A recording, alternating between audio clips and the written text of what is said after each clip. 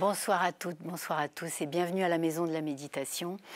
Vous savez que les vendredis soirs, nous recevons des personnalités dont le travail nous inspire, dont le parcours nous inspire et peut faire résonner notre propre chemin de méditante, de méditant.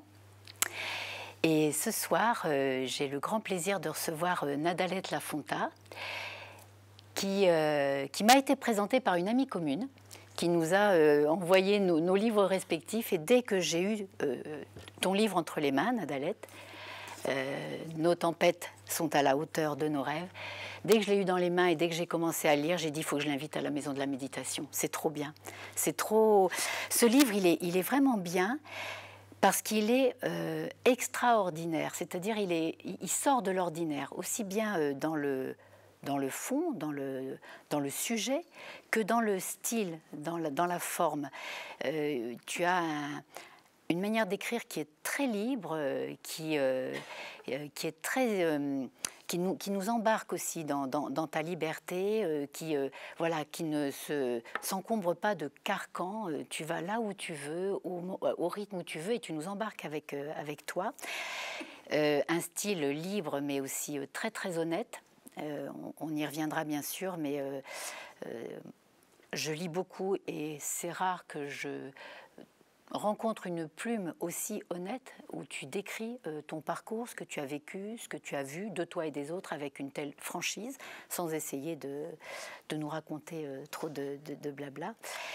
Et puis le sujet, il est éminemment intéressant puisque c'est le parcours, c'est ton parcours de vie qui a été évidemment marqué par une épreuve décisive qui aurait pu te laisser totalement détruite. Alors, Nadalette, pour te présenter en quelques mots, Nadalette Lafonta, tu es, tu es l'illustration d'une femme à qui tout réussit, femme brillante, qui enchaîne les succès professionnels au travers d'une position. Tu as travaillé dans le marketing, hein, et dans les relations presse aussi. Beau salaire, gentil mari, mère de 3 filles splendides. Et c'est vrai qu'elles sont splendides, je les ai vues entre-temps. Et avec ce style bien à toi de tout mener de front et aussi de tout régenter. Hein, j'ai appris à découvrir tout ça au travers des interviews ou des témoignages que tu as pu donner. Et puis en 2014, tu vas peut-être tout simplement nous raconter ce qui se passe en 2014, cette épreuve décisive à laquelle je faisais allusion et qui va faire basculer ton existence. Oui, 2014, en fait, ça n'allait pas terrible quand même. Hein.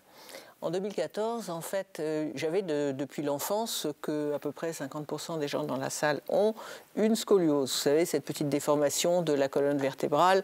On ne va pas en parler pendant 12 ans, on est tous un peu de guingois. Et puis, ça m'ennuyait intellectuellement, émotionnellement, pour plein de raisons. Donc je m'en suis pas occupée. Et puis j'avais tellement de choses à faire entre la vie de famille, la vie personnelle, les Java, les copines, les réseaux de femmes, les trucs, les machins. Bref, je n'avais pas du tout le temps ni l'intention de m'occuper de mon corps. Bon, jusqu'au moment où probablement à la ménopause, vers 50 ans, il s'est quand même rappelé à moi en me disant « Dis donc, cocotte, loupé une étape ». Et en fait, 10 ans plus tard, la petite scoliose a été devenue une double scoliose de 73 degrés de double courbure. C'est-à-dire que globalement, c'est les petites vieilles que vous voyez dans la rue avec le nez sur le trottoir et qui ne peuvent plus se redresser. Et je souffrais quand même le martyre. Donc là, on a beau être superwoman et vouloir tout faire, bien par la force, mon corps m'a arrêtée. Je n'ai pas aimé du tout cette histoire, mais de toute façon, il n'y avait plus qu'une solution. Et croyez-moi, s'il n'y avait plus qu'une solution, c'est qu'il n'y avait plus qu'une solution parce que je suis beaucoup plus adepte de solutions plus parallèles et genre yoga, etc., etc. Et je les avais largement pratiquées, mais là, c'était juste un corps éclaté. Et donc, on m'a dit arthrodèse, c'est-à-dire, madame, vous rentrez à l'hôpital, c'est une opération de 9 heures d'opération. On vous met sur le ventre, déjà rien que l'image, ça donne toujours envie. Et puis on vous ouvre le dos. Alors, quand on pense à toute la symbolique du dos, c'est déjà encore plus sympathique. Et puis on vous met une tige de titane. Et oui, j'ai une tige de titane du cou jusqu'aux fesses. ce qui m'empêche un petit peu de danser et de me pencher si je le voulais. Mais madame, après ça, vous serez merveilleusement bien. Évidemment, bon, il faut que vous ayez de bonnes jambes parce que votre souplesse naturelle, je suis assez laxe, en prendra un vieux coup. Donc je rentre à Garches, pas ravie, mais il n'y avait pas d'autre solution. Et on me réveille longuement de cette opération. Et là, je m'aperçois qu'il y a vraiment trop de chirurgiens et de médecins au pied de mon lit. Un médecin, ça va. 2, ça commence à sentir le roussi. Et 3, c'est carrément que les choses sont graves. Et il m'annonce assez brutalement qu'en effet, l'opération a réussi. Vous savez, c'est le truc qu'on dit aux gens, oui, tout va bien, mais vous avez un cancer généralisé, c'est à peu près ça. L'opération a réussi, mais dans l'opération, la moelle épinière est lésée et vous êtes paraplégique. Et en effet, j'avais plus de sensation à partir de la taille jusqu'aux pieds, et on me trimballait sur des civières ou sur des lits, puisqu'il n'était même pas à l'époque possible de m'asseoir, comme un légume, et on pouvait me pincer, me brûler les jambes, j'avais plus aucune sensation. Et des couches culottes en prime. Et en fait, quand on vous annonce ce genre de truc, que vous vous sentez bien dans votre peau par ailleurs et que vous pensez que la vie va reprendre demain, chacun a sa façon de réagir à l'annonce. Moi, dans des périodes de crise, je sais que j'ai toujours le même process. Je suis en phase de sidération pendant un bon bout de temps. C'est-à-dire qu'il y a une part de mon cerveau qui dit ouais, j'ai entendu, j'ai compris, c'est pas bon. Et l'autre qui dit non, j'ai pas entendu, ça marche pas, ça n'existe pas. Ça dure un certain temps. Et puis, à l'issue de quelques semaines, en effet, il y a un moment où les deux hémisphères doivent se rejoindre d'une façon ou d'une autre ou se parler, et on réalise. Et là, on est dans un phénomène très classique de deuil. Merci Elisabeth Kubler-Ross, c'est-à-dire que toutes les phases de façon cyclique qui sont le chagrin, la colère, le déni, la négociation, enfin bon, tout ce qu'on connaît tous très bien et qui dure un certain nombre de mois. Et c'est ce que j'ai vécu donc, à l'issue de cette opération. Mais alors, puisque tu parles du deuil directement, effectivement, on a l'impression, et on te lit qu'il y a une certaine Nadalette Lafonta, ou certaines parties de Nadalette Lafonta qui sont mortes, dont tu as fait le deuil, mais pour le dire un peu en raccourci, mais pour mieux renaître, ce qui est assez remarquable, parce qu'en fait, c'est là qu'il y a quelque chose d'exceptionnel qui se passe. Alors, en effet, bon, du jour au lendemain, j'étais plus femme, j'étais plus mère, puisque mes filles à qui je donnais la béquée et à qui je voulais insuffler un certain esprit. Bon, moi, j'étais simplement aux abonnés absents, j'étais plus épouse, j'étais plus femme active, bien entendu, et j'avais plus de carrière et un réseau amical qui s'était largement clairsemé. Donc à ce moment-là, en effet, pour en revenir à ta question, si tu veux, tu te retrouves avec un grand vide. On dit que le vide est quelque chose de merveilleux, mais quand on l'expérimente un peu brutalement, c'est un peu lourd. Et en effet, j'avais plus rien entre les mains dans cet hôpital de Garches pendant 9 mois. J'avais des journées pour moi qui n'avais jamais eu le temps de faire les choses, ou il fallait faire plus vite, ou il fallait faire, ce serait mieux demain, ou ce serait mieux avant. Bon, le temps de s'effilocher, dans les hôpitaux, quand on y est, il n'y a pas de temps, puisqu'on vous prend pour une séance de rééducation qui dure 20 ou 30 minutes et que le reste de la journée se déroule. J'étais trop fatiguée pour écrire, trop fatiguée pour lire, trop fatiguée pour recevoir beaucoup de gens, et de toute façon, je ne pouvais pas. Donc, on a le temps, en effet, de s'interroger sur soi-même. Et c'est, en effet, ce qui s'est passé pendant cette période de Garches, sans que j'en sois forcément consciente. Je ne me disais pas, c'est formidable, je suis à Garches, je suis paraplégique et je suis juste devant une transformation majeure. Mais alors franchement, pas du tout. Je me disais, bon là, c'est pas très bon cette situation, je ne sais pas du tout comment je vais m'en sortir. Maintenant, qu'est-ce qui est essentiel pour moi? Ce qui est essentiel pour moi, c'est mes filles, ça c'est clair.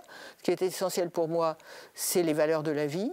Ce qui est essentiel pour moi aussi sur un plan concret, c'est de retrouver, de remarcher si possible, de redanser le rock si c'était encore plus possible, mais ça n'a pas été, et puis de me retrouver debout, verticalisé. Donc tout a été pendant très, très, très longtemps la transformation, elle s'est concentrée au niveau physique, c'est-à-dire à retrouver cette harmonie, ou trouver d'ailleurs cette harmonie du corps et du cœur et de l'esprit qui me permettait d'accepter les diminutions de mon corps, de l'aimer dans ce qu'il avait d'abîmé, dans la lenteur, dans l'incapacité de monter des marches d'escalier, dans l'incapacité d'aller aux toilettes seul, de se doucher seul, etc. Donc il y a quand même un phénomène d'acclimatation qui est assez long, mais qui est en fait intéressant parce que dans une transformation, c'est une espèce de moment symbolique où la transformation et l'acceptation du corps préfigurent de possibles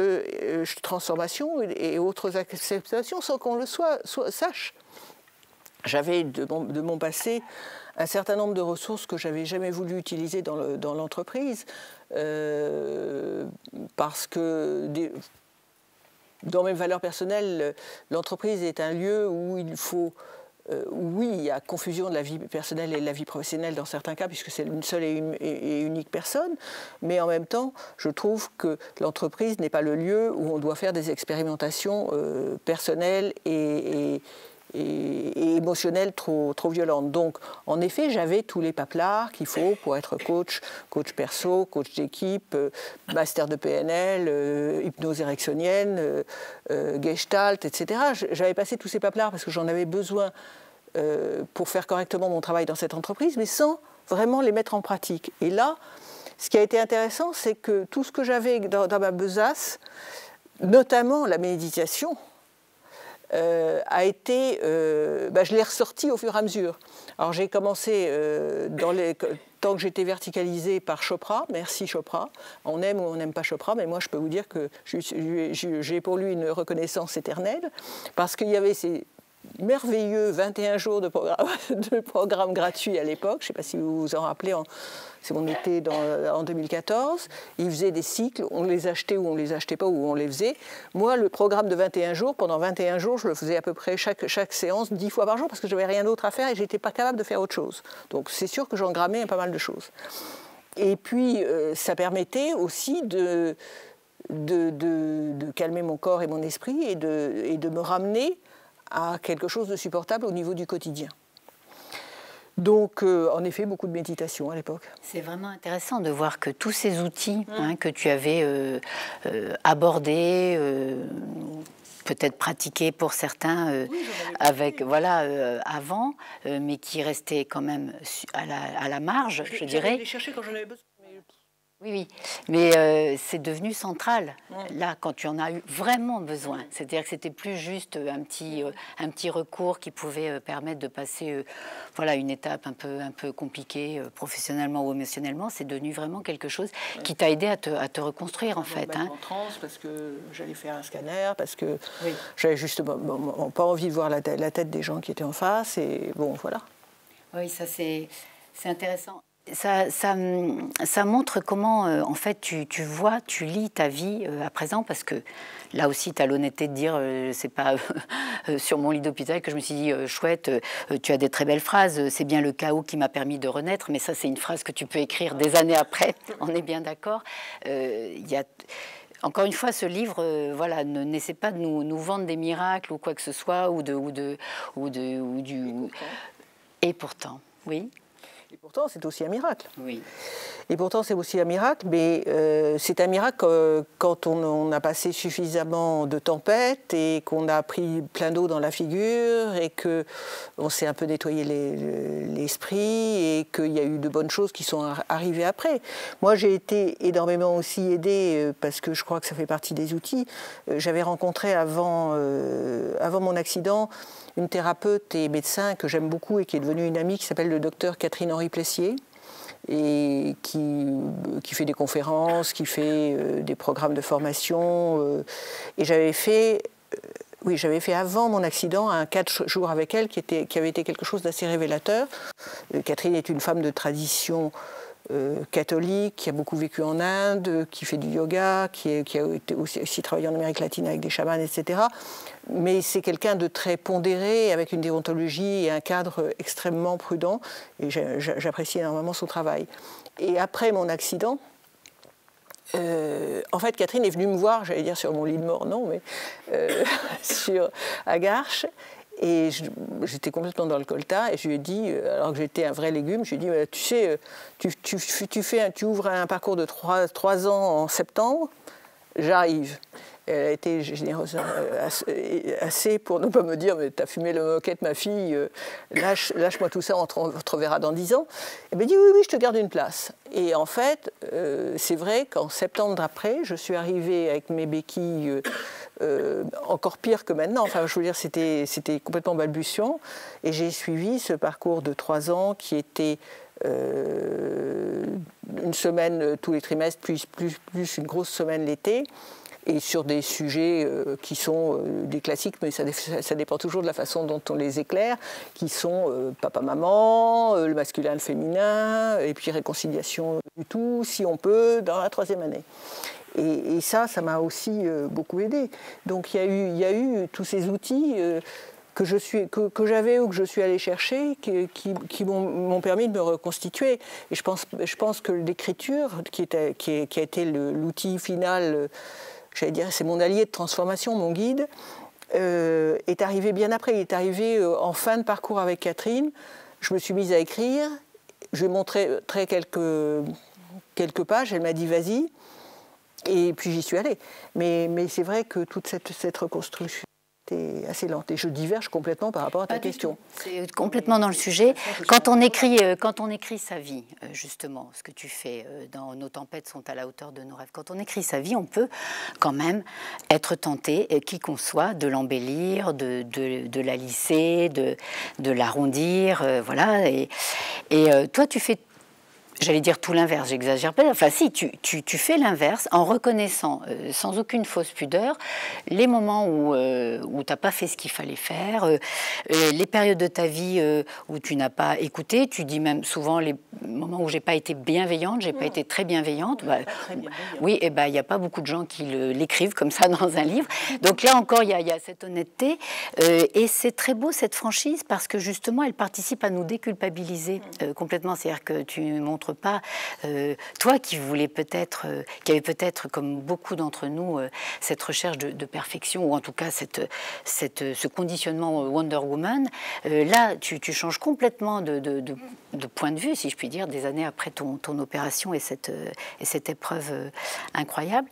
Et tu montres ce que c'est qu'une vraie femme avant aussi l'accident, ce que c'est, où est-ce que ça peut aller trop loin, comment tu ne prends pas soin de toi, mais peut-être aussi pas toujours soin des autres, etc.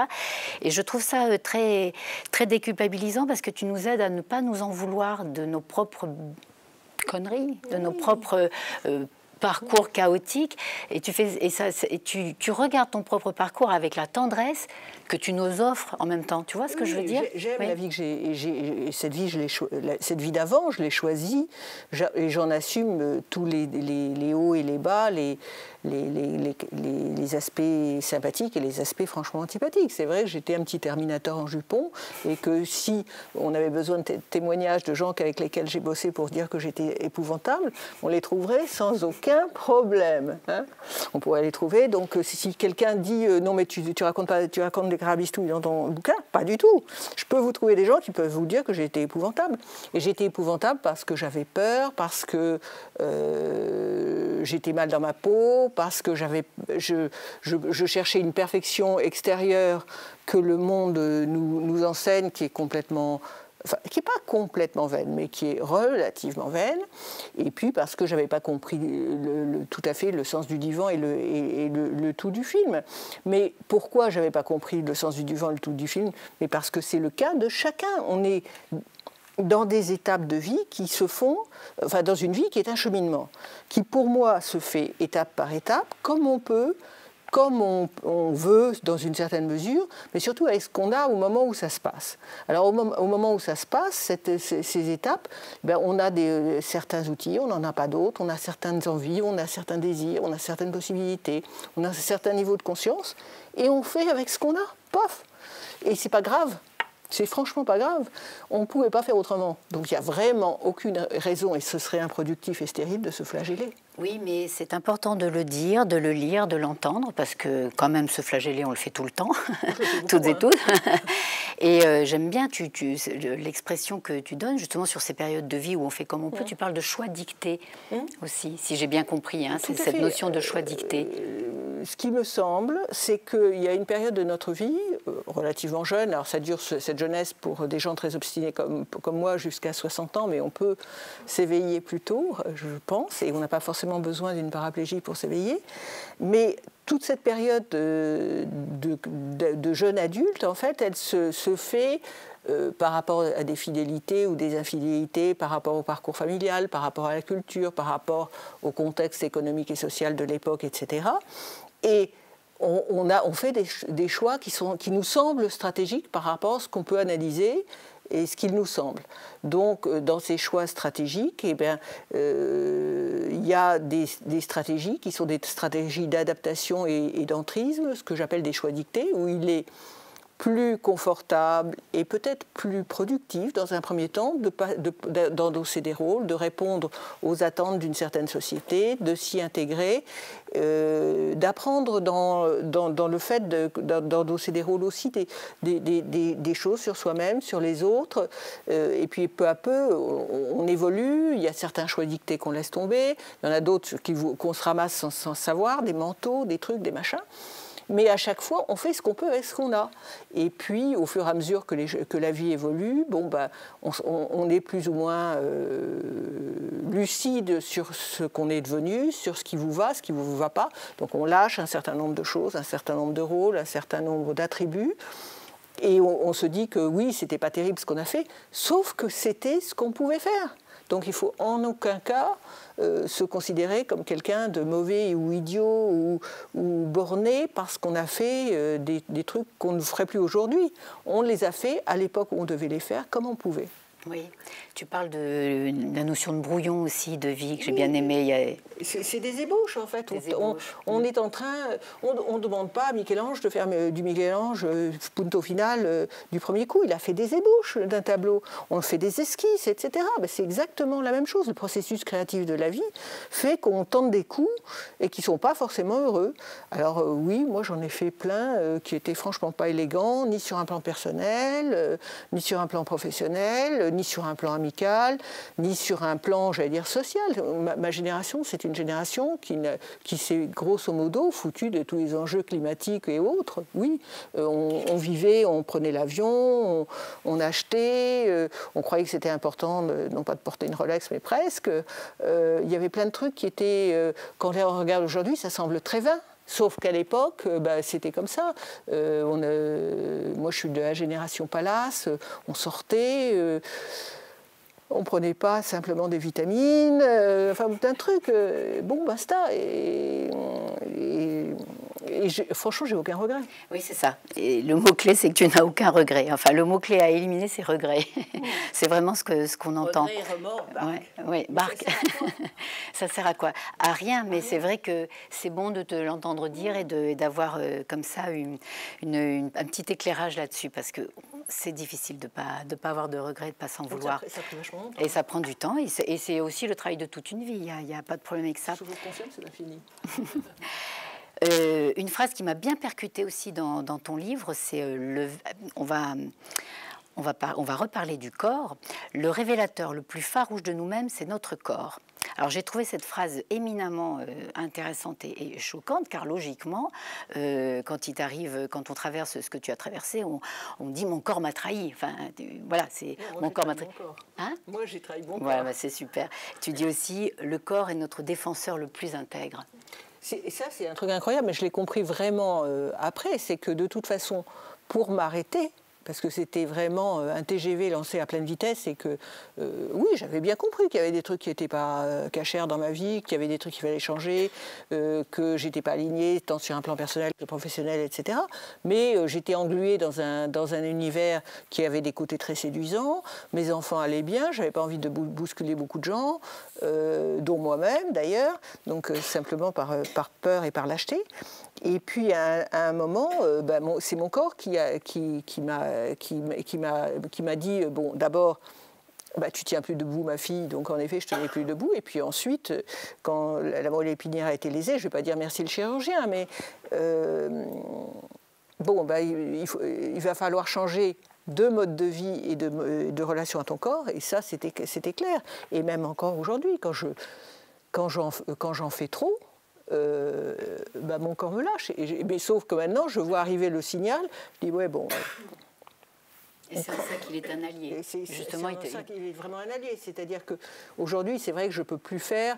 Je ne vis pas à 300 à l'heure. Je ne peux pas à 300 à l'heure, je dérape tout de suite dès le premier kilomètre. Donc, c'est un signal très, très, très clair. Mais j'ai toujours cette tendance de me dire, oh, oui, ben, j'ai envie de faire cette conférence de plus, cette interview de plus, ou d'écrire 1 heure de plus, ou de...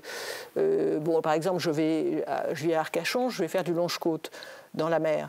Bon, comme je n'ai pas de sensation sur les jambes, contrairement à mon coach, moi je rentre dans l'eau froide sans problème. Du coup, j'en abuse un peu, c'est-à-dire qu'au lieu de rester 1 heure dans l'eau froide, je reste 1 heure et quart et après je m'étonne d'être crevée. Bon, c'est vrai que c'est complètement magique parce qu'à un moment dans l'eau, je rentre avec une canne et la main de quelqu'un, et à un moment, une fois que je me suis réacclimatée et qu'il n'y a pas trop de courant ou que le courant est plus favorable, je peux lâcher la canne et la main, avec une ceinture quand même, parce que ce serait bête de se noyer maintenant, et je marche comme avant. Donc il y a, vous savez, comme je ne sais plus qui chantait ça, 3 minutes et demie de bonheur, je crois que c'est Sylvie Vartan. Ben voilà, il y a 3 minutes et demie de bonheur, et pour ces 3 minutes et demie, je vais me peler je vais surtout faire peler mon coach pendant 1 heure dans l'eau. Mais il y a des moments aussi où je me rends compte que, bon, là je suis crevée, je vais pas pouvoir y aller, parce que c'est quand même hard. Et ce qu'on entend, c'est que ce corps que tu n'as pas voulu écouter... les 50 premières années de ta vie ou ouais, les 40, pas le temps. Bon, tu l'aimes vraiment maintenant? Non, mais dans le sens... Ouais. Oui. Soyons prudents. Oui. On s'est apprivoisé, je l'aime bien. Maintenant, c'est vrai que c'est vachement difficile, et on va parler du handicap si tu veux là. Oui, le handicap, je ne me considère pas comme quelqu'un d'handicapé. J'ai un handicap. Je ne suis pas mon handicap. Ce qui est une grande nuance. Une grande nuance. Nonobstant, quand je me mets au lit, il faut que je fasse une manœuvre où je me projette sur les genoux pour me rebalancer sur le dos. Et ensuite, il faut mieux que je n'ai pas envie d'aller faire pipi, parce que pour se sortir du lit, c'est toujours compliqué. Donc, le corps, il est très agaçant par moments. Mais en même temps, bon, bah, je vis comme ça. Tu l'as apprivoisé, oui. Tu en parles comme d'un allié, tu en parles comme d'un... J'en parle voilà, comme quelque chose de conscient. Oui. J'aurais aimé que cette conscience se fasse sur un corps plus efficace, mais bon, bah, il est comme ça, c'est comme ça. Et il y a tellement de choses fabuleuses par ailleurs, par tout quand on a une crise comme celle que j'ai vécue ou une épreuve, c'est vrai qu'on est obligé de faire des choix, par conséquent d'avoir des pertes, et que c'est pas franchement agréable. Moi, j'ai perdu en effet l'autonomie. Moi, je sors pas dans la rue comme vous, en prenant ma canne, en disant j'en ai ras-le-bol, je vais prendre un café au bistrot du coin. Non, j'appelle Adélaïde et je dis est-ce que tu veux bien, s'il te plaît, Adélaïde, m'amener au bistrot du coin, parce que j'ai vraiment envie d'aller prendre un café dans un bistrot. Donc, évidemment, ça fait un processus un peu long. Elle est gentille, en ce moment, elle dit oui. Mais quand il n'y a pas Adélaïde, je ne peux pas aller prendre un café au bistrot. Donc ça, c'est très agaçant. J'ai des pertes comme ça. Donc j'ai fait ces pertes, et j'ai accepté ces choix. Mais en même temps, en faisant des pertes, on ouvre un vide et forcément un champ des possibles. C'est quand même incroyable jusqu'à quel point on peut aller dans la non-écoute, alors ouais. qu'effectivement... je dirais... La plupart d'entre nous, et chacun à notre niveau. Hein, mais est-ce que tu ne crois pas que nos qualités et nos défauts sont les deux faces d'une même médaille? Si, tout à fait. Je suis obstinée.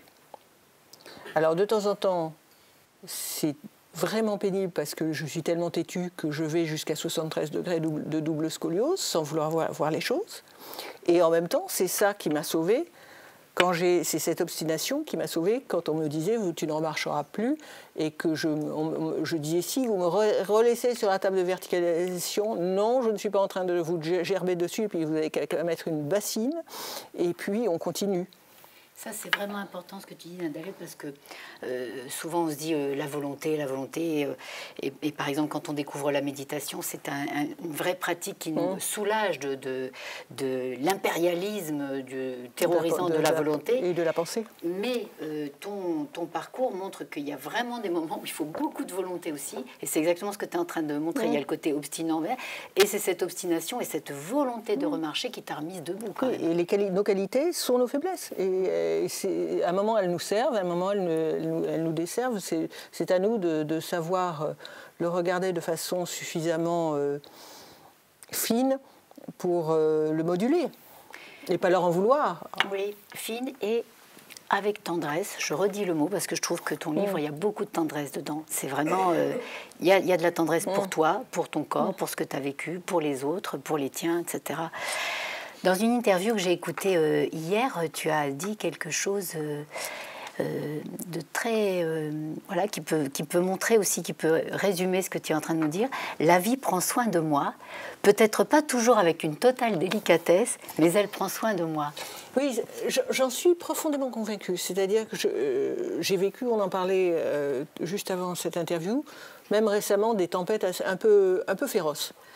Et dans tous les moments où je vois des trucs qui ne me vont pas parce que c'est un deuil, parce que c'est un chagrin, parce que c'est une colère, parce que c'est une déception, parce que ceci, etc., je suis en colère, je suis triste, je suis cela.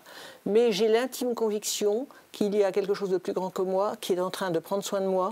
Si ça se fait comme ça, à un moment, pas de façon linéaire forcément, je vais en tirer, il y a un bénéfice pour moi. Et depuis que j'ai cette croyance, qui est une croyance que j'oblige personne à partager. Une croyance ou une confiance? Oui, un peu des deux, mais quand même aussi, ça part quand même d'une croyance, j'en suis parfaitement consciente. Mais en tout cas, j'ai une confiance dans le destin avec un grand D. En fait, ça apaise les périodes lourdes de se dire bon, ok, c'est horrible en ce moment, et puis tu comprends pas tout, encore, tu ne comprends toujours pas tout d'ailleurs, et tu n'as encore pas compris, mais attends demain, attends après-demain, ce qui ne m'empêche pas de dire il faut vivre ici et maintenant, mais de ne pas me laisser bouffer par les pensées négatives et par le chagrin, le côté queen drama, que j'ai beaucoup pratiqué, je le calme. Ça s'appelle un peu la sagesse, non? J'espère que ça ne s'appelle pas la vieillesse. Ça rime, mais les deux sont très jolis. Tu me tends une perche, justement, parce que donc, tu es porteuse d'un handicap, tu vis avec ce handicap très peu visible, mais qui est absolument, quand tu le décris, on voit que c'est quelque chose... Il y a des douleurs neuropathiques en permanence. Oui, c'est ça, voilà, ça c'est... Et tu es une femme. Je crois. Tu as un certain âge dont tu parles. Que j'affiche. Ah, mais alors, clairement, dans le livre, partout. Enfin, bon, donc, il faut le changer tous les ans, c'est fatigant. Est-ce que ces différentes conditions, ces différents aspects de ton existence t'ont amené à t'engager davantage? J'ai entendu tout à l'heure, tu as dit qu'avant l'accident déjà, tu étais dans des cercles de femmes, etc. Mais est-ce que ça t'a amené à t'engager davantage? Je ne suis pas engagée de la même façon, surtout. J'étais dans des cercles de femmes parce que j'étais dans cette période de ma vie où grâce d'ailleurs à mes employeurs, donc des aspects assez sympas, j'ai pris conscience que ce que je pensais être normal, qui était d'être payé moins que mes collègues, alors que je travaillais 2 fois plus, de ne pas avoir les titres, etc. etc. Bon, bref, que la situation de la femme dans le monde du travail, dans un monde d'hommes, avec l'obligation d'adopter des comportements de mecs pour réussir, n'était peut-être pas la solution la plus saine possible. Et ça, ce sont ces entreprises qui m'ont fait prendre conscience de ça, des quotas de femmes, des trucs, etc., et qui m'ont fait m'engager dans des réseaux de femmes pour, d'une part, trouver un espace de confort et de sécurité où on pouvait s'exprimer entre nous. Donc à ce moment-là, c'était forcément des réseaux de femmes uniquement parce que dans un monde d'hommes, on avait besoin de ce passage entre femmes pour pouvoir retrouver notre liberté de parole, et puis dans des réseaux avec des alliés masculins par la suite. J'ai été très active dans ces réseaux. Aujourd'hui, je ne veux plus m'engager, et je ne veux plus travailler, et je ne veux plus intervenir dans le monde de l'entreprise. C'est vrai que j'aurais un boulevard comme si je voulais être coach, mais je le laisse, ce boulevard, je n'en veux pas. C'est plus mon univers. En plus, je trouve que quelqu'un qui a quitté l'entreprise depuis 8 ans, qui va donner des conseils dans une entreprise, c'est juste pas pertinent. Et donc, mes engagements, ils sont pas... Je ne m'engage pas dans une association pour l'instant. Au niveau local à Arcachon, oui, j'aide des associations, des trucs comme ça. Mais au niveau national, il n'y a pas de grande cause qui me motive. Par contre, je pense que ce que j'ai à faire, c'est de prendre la parole sur des sujets de société où j'ai quelque chose à dire et où je suis pertinente, qui peuvent être l'âge, qui peut être la mort, qui peut être la maladie, qui peut être le handicap, qui peut être les choix dictés, comment sortir de ces choix dictés, comment retrouver du sens à sa vie, le cheminement de la vie, etc. Donc ça, c'est mon engagement. Mais il est beaucoup moins structuré pour l'instant que ça n'a été. Et puis c'est vrai que moi, quand on vient et on me dit est-ce que vous ne voulez pas prendre une place à un conseil d'administration d'une entreprise, je les regarde et je dis mais attendez, vous n'avez pas lu mon livre. Lisez, vous comprendrez ce que Nadalette Lafonta veut faire maintenant. Voilà. Parce que en écrivant probablement le premier aussi et celui-ci le second, tu réalises un rêve d'enfant en plus. On en a pas parlé, mais en fait depuis toujours tu veux écrire. À 18 ans, je voulais être écrivaine ou journaliste, mais en tout cas autour de l'écriture. Et puis l'environnement familial a fait que il fallait que je gagne ma vie très vite et qu'on m'a expliqué que de toute façon, j'aurais jamais ni le talent, ni les capacités. Donc j'ai laissé le mot talent et capacité de côté, je l'ai laissé aux gens qui le prononçaient. Je suis allée chercher par contre des talents et des capacités qui me permettaient de gagner ma vie très vite et très bien. Et c'est vrai que l'écriture, que ça reste entre nous, n'est-ce pas, mesdames les libraires, c'est relativement compliqué d'en vivre. Donc il faut mieux avoir d'autres sources de revenus, à moins de gagner le prix Goncourt. Et ça, c'est pas pour cette année, vous avez vu, ils seront déjà nommés. Donc en effet, j'ai gagné ma vie très bien dans d'autres secteurs. Et aujourd'hui, bon, j'écris, si ça marche, ça marche. Si ça ne marche pas, et d'ailleurs ça marche, tant pis. Mais ça ne me prend pas à la gorge sur un plan économique non plus. Merci beaucoup, Nadalette Lafonta. On va te garder pour...